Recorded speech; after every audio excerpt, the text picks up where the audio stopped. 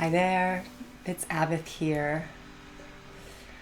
I'd like to say something a little bit more about the body taking over the life. It's funny to say it like that because actually it's always been in charge. It's just the mind thinks it's in charge. And you can even see that in neuroscience because neuroscience has shown that the movement happens before the mind is actually even conscious of it. Life happens and then the mind makes up a story. That's the truth of it. And then we try to figure out how to navigate life, but then a lot of times we just end up doing stuff unconsciously and we don't even realize. So the body taking over, taking back control of the life, or I would say about the mind surrendering, because it is something that the mind has to do. That is something the mind has to do. At least this is my experience. Of course, it's just my experience. Is that my mind has to surrender, has to okay, I'm gonna stop. Not stop doing its blah blah blah blah blah. I'm gonna stop, forcing or pushing or.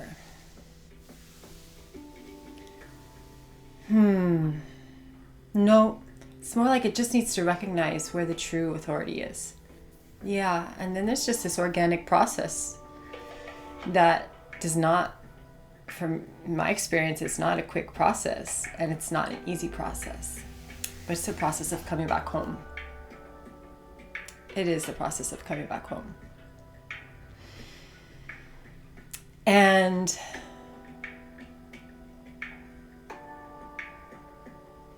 how do you know if it's the mind making a decision? How do you know if it's the body making a decision? Well, for me, it's quite obvious, more and more obvious now, but I would say the couple of things that are really stand out to me is that body doesn't give a reason, and the body doesn't go into big explanations. And the body doesn't blah, blah, blah, blah, blah about it. It just moves or it doesn't move. This is really this thing that stands out for me is that there's no reason for things.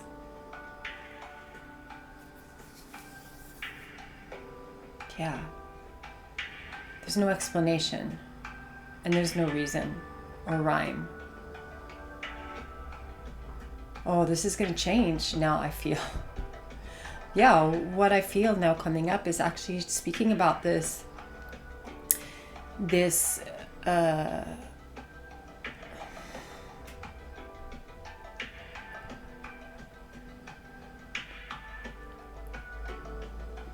very counterculture concept. Living, I want to say living without purpose. Now, I know in human design we have our purpose, right? It's in your cross, it's in your incarnation cross. But when I say living without purpose, it's more like living without agenda. Living without an agenda, living without an objective, living without rhyme or reason, which sounds so counter to everything that I was fed and that I believed until very recently. There's so much simplicity and elegance and beauty when you stop needing to have a rhyme and a reason and an agenda for everything. For anything. For the littlest things. Why do you... I often come back to this simple. Why do you eat that instead of eating that? You don't need a reason. The body doesn't give you a reason. It just does or doesn't do. It just makes a choice. It just goes after one thing and avoids another thing. Simple. Simple. No explanation. No rhyme or reason. And I find that if there's something in me that begins to reason out or, weigh things at all, I know that's not my body consciousness. I know it isn't. And so then it's like, oh, wait. I mean, you can keep doing your blah, blah, blah, but I'm not going to move. Wait. Those are the moments for me that it's just wait. Because waiting, which is part of how every type lives, every being, plants, animals, every being is built for waiting. For moving in a flow means that there is waiting involved. And the waiting is what saves you from being thrown about by huge mental hurricanes. And so, yes, a suggestion for if you're listening and you feel like this resonates, a suggestion is anytime you start to what if this, maybe I should, or anything like that, you can just go, I can wait. That's an invitation to wait. Because there's actually nothing to respond to if you're a generator. There's no invitation if you're a projector. There's no cycle of the moon in that blah, blah, blah, if you're a reflector. And there's no energy surging if you're a manifester. There's just a bunch of blah, blah, blah. That's it. And the blah, blah, blah might end up being something later on, but you can wait. You can wait. And, if you're an open root, you really don't believe that you can wait. Everybody has problems with waiting. And if you're an open root, you're like, wait. How can I wait? There's like this to do and that to do. And if I don't get that done, and you just don't believe that you have time. If I'm a completely open root, so my relationship with time is really, it's really weird. And I can see now how I had such a distorted view of time and timing. Really no clue. If you're an undefined root, you have no clue about timing. You just don't. When I say you don't, I mean your mind doesn't. Your body does. Your body always knows timing. Its own timing. If you're a generator, it knows its own energetic production, and it knows its own productivity and its own busyness. If you're a projector, it knows its own way of just waiting and watching and being and seeing, etc., etc. But your body knows, but the mind doesn't. If you are an undefined root, you have no clue about how much time you have or don't have. You really don't, because the sense inside of you, or the sense to your mind, is that you're so under pressure to have to get something done that it feels like time contracts, and you don't realize how long an hour is, how long a minute is. I just invite you, if you're an open root, to just start watching. Time yourself sometimes and start watching. Like, the amount of time that passed, did it seem like that to you? Because it never does to me. I feel sometimes like 5 minutes, I'm like, oh my God, I've been waiting for an hour. It's 5 minutes. Or, like the opposite happens. I see that I have no clue about timing. And maybe for a defined root, it's the same. I don't know. I can't speak too well about what I don't experience myself unless I've spoken to many people who are defined or undefined in that way. So I keep it to what I try to just say what I know through my experience, and it resonates or it doesn't resonate. It works for you, doesn't work for you. I don't even care. I don't care. I don't care, because I don't have an agenda. I don't have a rhyme or reason. I have no clue why I make a video. No clue. Well, my feeling is that I need to hear myself, hear what I'm seeing, hear what my experience is. I feel like that comes from my channel of the prodigal. It just needs to reflect and hear itself speaking. I have 2 channels from the G center to the throat. My experience is that I really need to hear myself speak to kind of, oh, that's what I'm seeing. Oh, that's what the experience is. Oh, okay. I need that. So maybe that's why I do this. Maybe it's because there's one person who may happen upon this 5 years from now. I have no idea.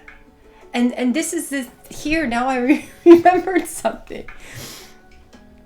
This is what I reflect on often, and I've shared this before. The mind really has no idea about all of the ins and outs of what is happening in life. I mean, if we think that like even your senses are filters of this light field, you don't even see the entire light spectrum. We don't. I mean, I'm assuming that that you're like me. We see such a small percentage. We hear such a small percentage. I mean, there's a filtering that this form does through the senses, through the central nervous system. So your mind doesn't even have access to all of the data to be able to use data collation to make a decision. So you feel like you have all this, gathering the information. Oh, if I do that, it's that and this, and like I talked about before, pros and cons and blah. Your mind doesn't have all the information. It doesn't know all the things that are happening. I'll take it back to the simple again. I'm going to take it back to something very simple. I've mentioned this before. How the hell does my mind know what my body should eat? How can it know? Does it have access to every cell in my body and what it needs and what it doesn't need, and if it is actually needs this nutrient or doesn't need this nutrient and needs it at this time and not this time? And my mind does not have access to all of the intricate complexity of cellular breathing and cellular activity and the tissues and how they're moving together. There is an orchestration of movement in the body with fluids moving at a certain rate. Your mind has no access to what's the rate of your heart, what's the rate of your blood, what's the rate of your lymph, what's the rate of your CSF, your cerebral spinal fluid, what's the rate of your blood traveling away and what about it coming back to the heart, and where is there stuckness and where is there fluidity. Your mind, your conscious mind, does not have this kind of access to any of that, any of it. There is a body consciousness that is constantly faster than that. It just knows. It is orchestrating this whole thing. It's like this I was thinking about the master of the orchestra that just knows every little bit what is supposed to happen here and there, and keeps it all together. There's so many bits and pieces. And now I've only mentioned the simplicity of what do I eat and when do I eat. Now you put that on top of, and when do I leave the house, because you don't know who you're going to pass and when they're going to go. You don't know any of it, right? What are you going to say to this person? What job are you going to have? Well, you don't know who you're going to meet if you take that job and you don't take that job. You don't have all the data. And there's some magical, unfathomable intelligence in the body that seems to have this otherworldly access. This is what I feel, this otherworldly access to the flow of the whole. Because there actually is no separation between my body and everything else. Because this air or ether or whatever is connected to everything. I'm connected to the floor, which is connected to my carpet, which is connected eventually to my plant. So we're connected. There's a wholeness that this body recognizes in the material plane. And the mind is just woo out there, not even connected into the body, because the mind just wants to know about everything that you're not. So it's just, I mean, look at, what do we do all day? Phone. That's the mind. This is what the mind does. Scroll. Oh, like, scroll. That's the mind. That's what you want to rule your life? I don't want that ruling my life anymore. No, that's like, every little piece of mental eye candy that passes. Oh, maybe I need to do that. Or maybe I need to be like that person. Or maybe I need to prove this. Or maybe I got to do this really fast. Or, oh, maybe this is not right and I have to fix this and I have to fix the world and that. Well, maybe I don't have to do any of that. Maybe I don't have to live with any kind of agenda. Maybe I can just be. Maybe I can just be beautiful. Maybe I can just be and do these funny forms for no reason at all except for that I'm alive. This is the beauty that you start to see when your mind surrenders. Oh, not you, me. I don't know what your experience is, but this is maybe a possibility. For me, it's the beauty I begin to see as my mind has surrendered more and more and more. Kicking and screaming, but has surrendered more and more and more to this magnificent body. This magnificent body that has this realm's knowledge and wisdom of just how to be. And sometimes it just, like, I'm just struck by an overwhelming sense of beauty just from watching how things happen. In such a beautiful way. And I just came back from a walk and something struck me. I was listening to an interview with Reflector, and then I was listening to something else. Anyway, it doesn't matter, but something just, boom, there was like a click, and I saw what has been happening in my little life the last few weeks that my mind would never have been able to orchestrate, but just this unconscious flow of how things just appeared and fit into like puzzle pieces, like just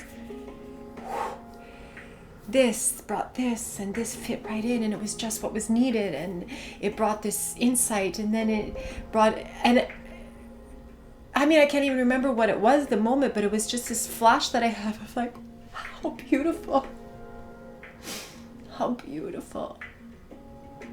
and I feel like, this is what a projector is here for, is to look and see those things and go, how beautiful life is if it can just be, even in the midst of the madness that's happening. It's going to continue happening. There's just, even in the middle of that, I mean, there's a possibility of beauty in something so small. And it's kind of like, sometimes I see those beautiful things and I can't even really share it with anyone because it's just such a personal perspective of, wow, look at what life did, and look at how my body moved, all of that, or how my body just allowed all of that to come. It's more of that. I mean, this is a receptive, passive body, and I'm seeing now how beautiful that is. I considered it a weakness before, being passive and receptive in this strategic, active society of go, do, just do it, make it happen. You want it, go after it, believe it, dream it, go do it, make it happen, manifest it, manifest your life. You have the power, go find your power. All of that bullshit. For me, it's bullshit because it has nothing to do with me. Excuse me for saying it so strongly, but it's like, it's so destructive to a being like me. All of that is so destructive because it has nothing to do with me, and I would never get the magic and the beauty if I'm chasing those things. I would never see the beauty. I would never experience the magic of what this life is. Yeah, if you look at my life, you call this boring. You don't do anything. You hardly do anything. Well, whatever. Like, it could look like a really funny life. It's not a lot of movement. Sometimes things happen. Sometimes there's an invitation. Right now, very few. And so, just kind of in my process. Breathing. Just breathing. Transforming. Transitioning in many ways.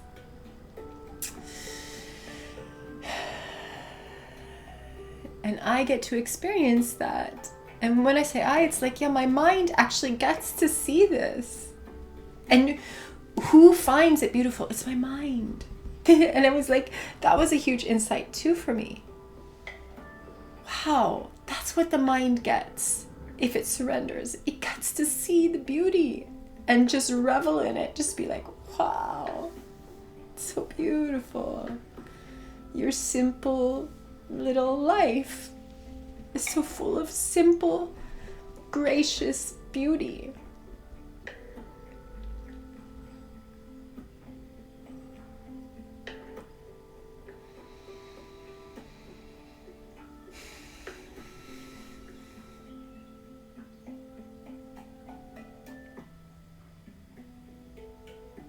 Yeah, and that is the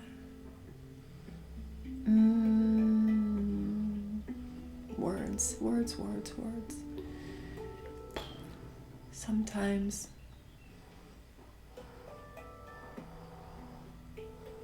living without an agenda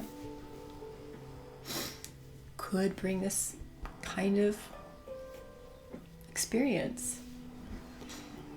For me, these kind of experience was only possible from letting go of trying to have an agenda.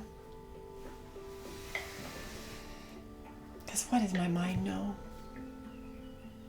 about life? It's not life. It's not even me. It's not even me. It's an interactive field catching all the thoughts, energies, feelings, emotions, whatever, of everything else around me, of the planets, of the plants, of the animals, of the people. So it's not even me. What it talks about is like, it's not even me, except for those moments where it's watching. And then it goes, so that's what this life looks like. Interesting. That's different from what I've always been told. It's different. It's so different. And I'm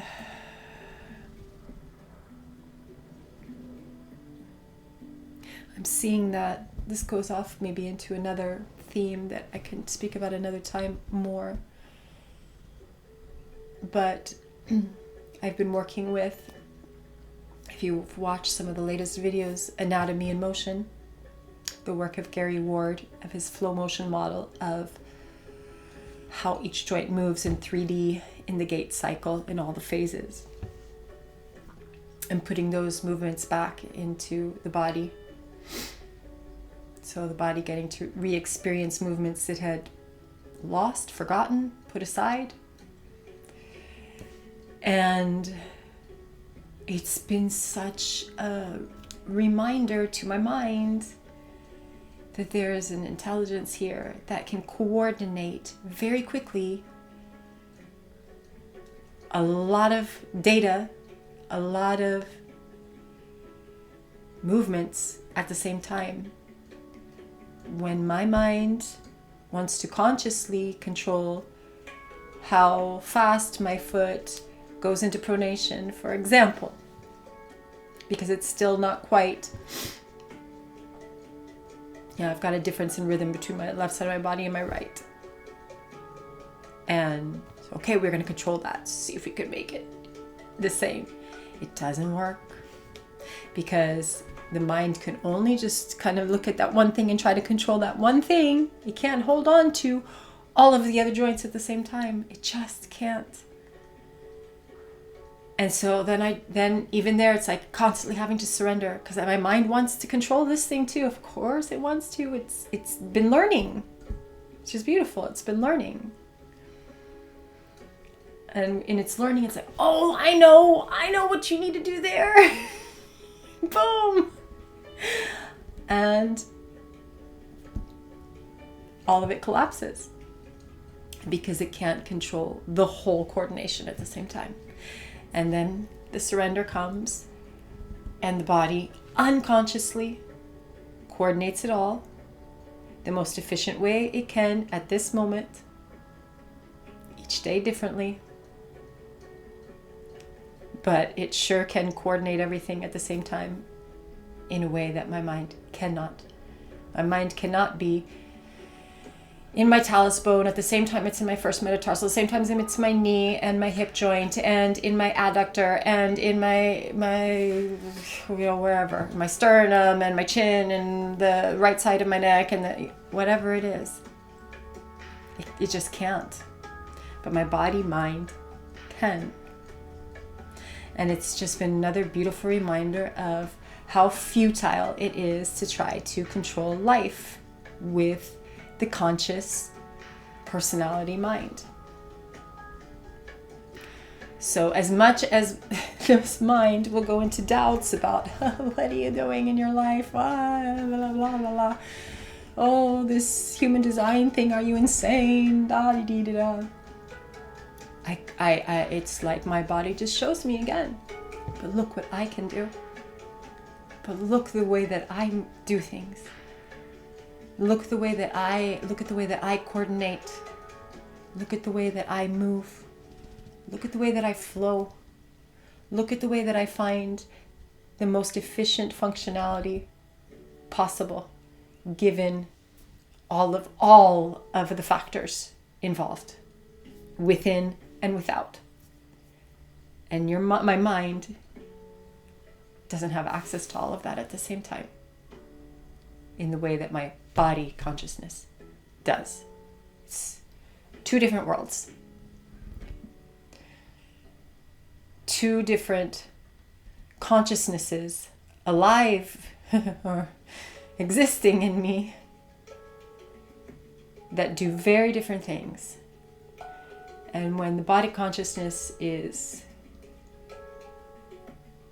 free, not being controlled by this mind, personality, consciousness, when it's free to just coordinate life, it flows. And my personality gets to watch beauty that it didn't have space for when it was trying to control everything. You see? So when you throw out the agenda, which the agenda can only come from the mind, the body, my experience, doesn't have an agenda more than being alive until it's ready to not be alive anymore. But the mind creates an agenda based on too many factors that have nothing to do with me. And that are all distorted. So can you do the, dream it up, go get it, believe it, just do it, manifest it, blah, blah, blah? Sure, but how do you know that's your life?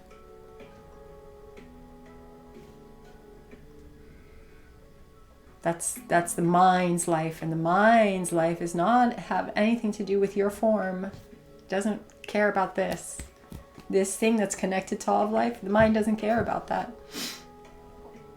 It's looking out there.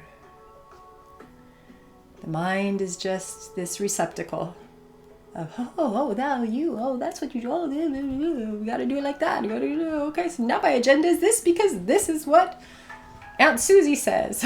This is what ex-influencer, I hate that word, on whatever platform does and says and taught me to do, and this is the way that you... Ugh. Sorry, but all of that makes me want to puke.